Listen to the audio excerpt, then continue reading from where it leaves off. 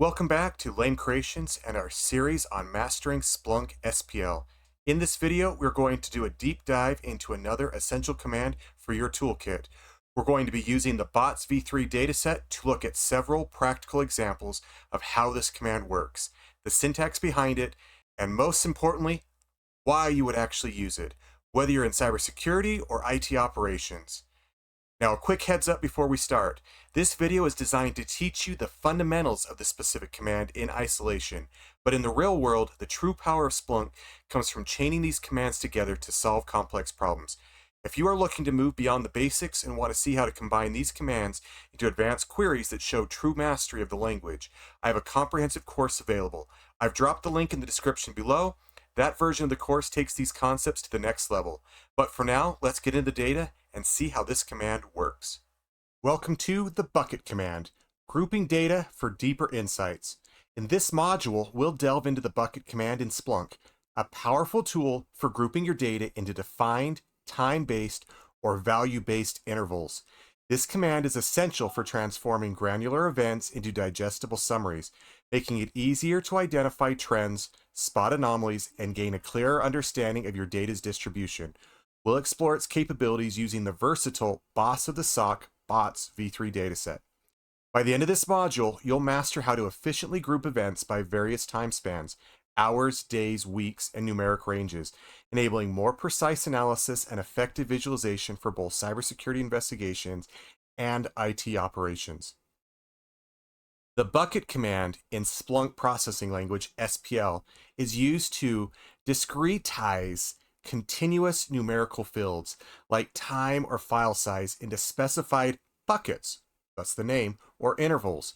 This is incredibly useful for aggregation and visualization, as it allows you to summarize data that would otherwise be too granular to analyze effectively.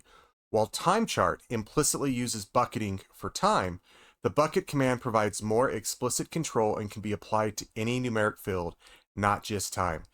Here are some SPL queries using the bots v3 dataset that demonstrate different ways to use the bucket command to group data into time-based or value-based buckets. Our first query groups events into 1 hour time spans, or buckets, and then counts the number of events that fall into each hour, showing the hourly distribution of activity. So we call it by using the pipe bucket, and then we say what field do we want to use, and then we use this span to define the size of the bucket. So you're going to just have hour-long buckets, and we can see that. So we're basically going to see the number of events, network connections, every hour. So we see at 9, at 10, at 11, at 12, at 1300, 1400, 1500, etc. And so each one of these is a bucket, and it's grouped by time using the bucket span of 1 hour. Why does a cybersecurity analyst use this query? Spot time-based anomalies. Use this core technique for finding unusual activity. By viewing event counts per hour, an analyst can instantly spot a massive spike in a single hour, which is a classic sign of anomalies. Detect off-hour activities. This query makes it easy to see what's happening when no one is supposed to be working. A high count of logins or file transfers at 3 a.m. is highly suspicious and could indicate an external attacker or a malicious insider. It'll allow you to visualize attack patterns. The hourly trend helps to understand an attacker's methods. A sharp vertical spike suggests an automated script, while a low but consistent number of events each hour could be a low and slow attack trying to stay under the radar. Why does a non-cybersecurity analyst use this query? Identify peak business hours. The business analyst can use this to see when customer activity is highest. By counting website visits or sales per hour, they can make data-driven decisions about server capacity, marketing promotions, and staffing schedules. It can monitor the system load. An IT operations team can track API calls or server logs on an hourly basis to identify peak usage times.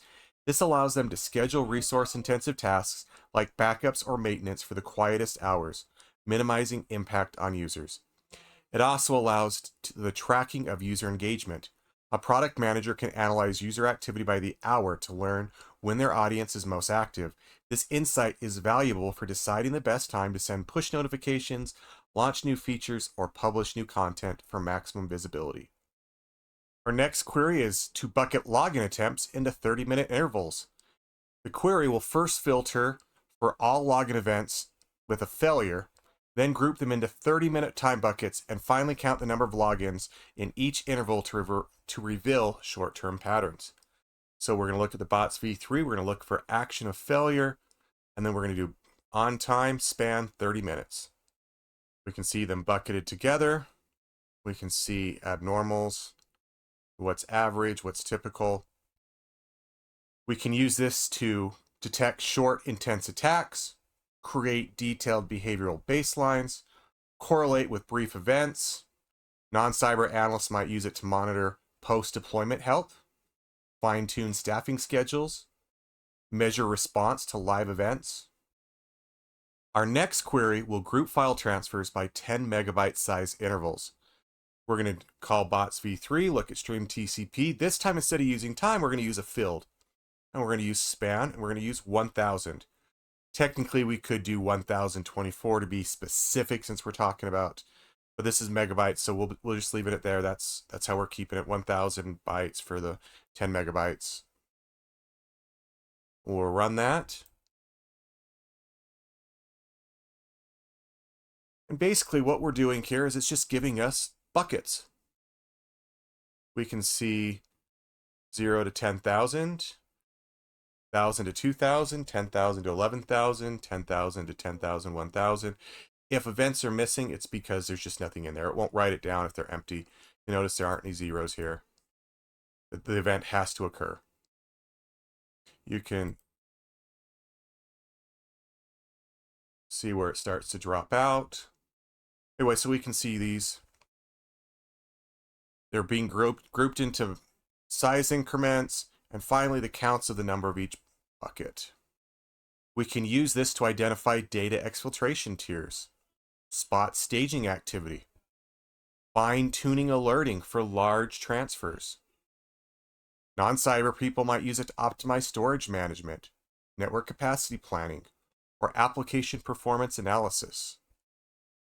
This one's going to be a little bit repetitive, but we're just going to go really granular. Bucket network traffic into 5-minute intervals. Sometimes it helps to get that bucket down to really small time periods. We're just going to put those together all time. Let them run. And they're going to be in 5-minute buckets. You might use that to detect denial of service attacks. You might use it to spot rapid data exfiltration, identify network scans. Non-cyber might use it to troubleshoot network microbursts, monitor real-time application load, or analyze high-frequency data. Our next query is just going to keep adding on. We've been doing a count by time. Now we'll do a count by time and severity using our bucket. We can have multiple groupings here. Query will filter for the failed logins, group them into 1-hour buckets, and then provide a separate count for each severity level within each hour. This is perfect for creating a stacked bar chart or a multi-series line chart. There are other severities, you get other categories back, and they would stack them. So you'd have 9 at the 9, how many informational, how many high, how many low, how many medium. You can do this to visualize attack escalation, prioritize investigation timeframes, detect changes in attacker tactics. Non-cyber might use it to analyze the impact of a system change, triage application support issues, or report on system stability. This query is going to group destination ports into ranges. We're basically going to put them into groups of 1,000. We're going to make sure that the stream TCP, that there's actually a port there, and then we'll do a span of 1,000. Go ahead and run that. And we can see where all of our network traffic falls into in the port ranges. I'm going to automatically sort this so they go nice and systematic. We can see where most of our traffic is. Most of our traffic is, of course, in the low ports. And we got a bunch here in this 9,000 range. A few here in the 3,000 to 4,000 range. Cyber security analysts could use this to get a high-level view of port activity, spot anomalous port usage, and help contribute to baselining what's normal on your network. Non-cyber security analysts could use this to simplify firewall rule creation, understand application behavior, and troubleshoot network services. In this module, we've thoroughly explored the bucket command, an invaluable tool for transforming continuous data into discrete, manageable intervals in Splunk. You've learned how to group events by various time spans, hours, days, weeks, and numeric ranges like file size or port numbers. Mastering buckets is crucial for identifying patterns, spotting anomalies, and creating meaningful visualizations and reports for both cybersecurity investigations and operational analysis using the BOTS v3 dataset. And that wraps up our look at that specific command. Hopefully you now have a clear idea of the syntax and how to apply it to your own data to extract better insights. As I mentioned at the start, this is just one piece of the puzzle. While knowing how this command works is critical, the difference between a good analyst and a great one is the ability to string multiple commands together to tell a story with your data. If you're ready to take the next step and learn the art of chaining these commands for advanced analysis, be sure to check out the full course linked in the description below. Getting it through that link on lamecreations.com is the best way to support the channel and ensures I can keep giving this free content to you. If you found this video helpful, please hit like and subscribe so you don't miss the next part of the series. Thanks for watching and happy splunking.